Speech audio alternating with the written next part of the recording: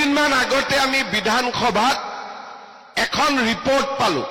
জাষ্টিস বিপ্লৱ Sharma committee report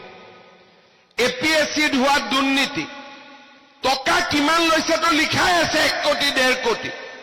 সেইটো ডাঙৰ কথা নহয় ৰিপৰ্টত এটা ডাঙৰ কথা লিখা আছে যে চৰকাৰী চাকৰি পাবলৈ কংগ্ৰেছৰ দিনত আমাৰ ছোৱালীসকলে নাভাবা নিচিন্তা কামো কৰিবলগীয়া হৈছে তাতকৈ দুখৰ কথা কিবা থাকিব পাৰে নেকি এই জয়মতী মূলা গাভৰুৰ অসমত যদি চৰকাৰী চাকৰি ল'বলৈ ছোৱালীৰ ওপৰত অত্যাচাৰ কৰা হয় শাৰীৰিক মানসিক তাক কোনোবা অসমীয়া মানুহে স্বীকাৰ কৰিব পাৰিব নেকি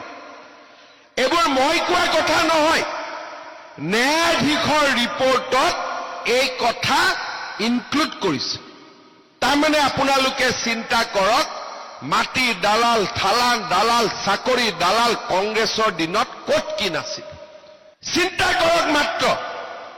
এটা ট্ৰান্সফাৰ পোষ্টিং কৰিবৰ কাৰণে 50,000 1 লাখ টকা নিদিলে ফাইলে পাৰ নহৈছে আজিও মই শেষ কৰিব পৰা নাই কিন্তু এনেকুৱা বদমাছি কৰা 300 চৰকাৰী কৰ্মচাৰীক মই জেলত পঠাইছো আৰু নজৰ ৰাখিছো কোনোবাই যদি হোৱাটছআপ কৰিও এটা খবৰ দিছে তাৰ পুৰা অনুসন্ধান কৰা হৈছে আৰু মই বিশ্বাস কৰো যে 3-4 বছৰ এনেকে হেঁচা মাৰি থাকিলে আমাৰ অসমত দুৰ্নীতি নোহোৱা হৈ যাব নমস্কাৰ অসমৰ মুখ্যমন্ত্ৰীয়ে যোৱাকালি এখন নিৰ্বাচনী সভাত কৈছে যে কংগ্ৰেছৰ দিনত অসমৰ মহিলাই বক্ৰপথৰে বেয়া ৰাস্তাৰে চাকৰি লৈছিল মই অসম প্ৰদেশ মহিলা কংগ্ৰেছৰ দায়িত্বশীল এগৰাকী মহিলা সভানেত্ৰী হিচাপে মুখ্যমন্ত্ৰীক মই তীব্ৰ ভাষাৰে ভৎসনা আৰু গৰিহণা দিছো যে যিসকলে মহিলাই কংগ্ৰেছৰ দিনত চাকৰি লৈ বৰ্তমান চাকৰি কৰি আছে প্ৰত্যেকগৰাকী মহিলাক তেওঁ অপমান কৰা নাইনে সামাজিকভাৱে পৰিয়ালৰ সন্মুখত গোটেই অসমৰ সন্মুখত তাৰমানে কংগ্ৰেছৰ দিনত চাকৰি লোৱা মহিলাসকলক তেওঁ কি ভাষাৰে কথাটো ক'লে এই কথাটোত মোৰ সঁচাকৈ গাত লাগিছে এজন মুখ্যমন্ত্ৰীয়ে নিৰ্বাচন জিকিবৰ কাৰণে অসমৰ মহিলা সমাজক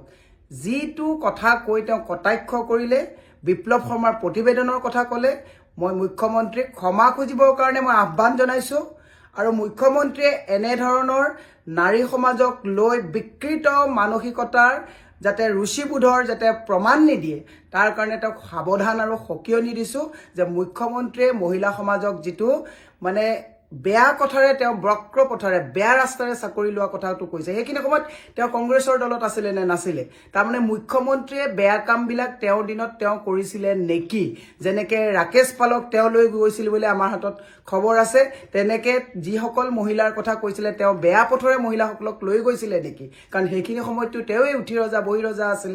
মুখ্যমন্ত্ৰীক এনেকুৱা দায়িত্ব জ্ঞানহীন কথা নকবৰ কাৰণে মই মহিলা কংগ্ৰেছৰ সভানেত্ৰী হিচাপে গৰিহণাটো দিছো আৰু সকিয়াই দিছো আগলৈ যাতে মহিলা সমাজক লৈ এনেকুৱা তৃতীয় পৰ্যায়ৰ কোনো ৰুচি নথকা কথা কৈ মহিলা সমাজক অসন্মানিত নকৰিবৰ কাৰণে মুখ্যমন্ত্ৰী ডাঙৰীয়াক সকিয়াই দিছো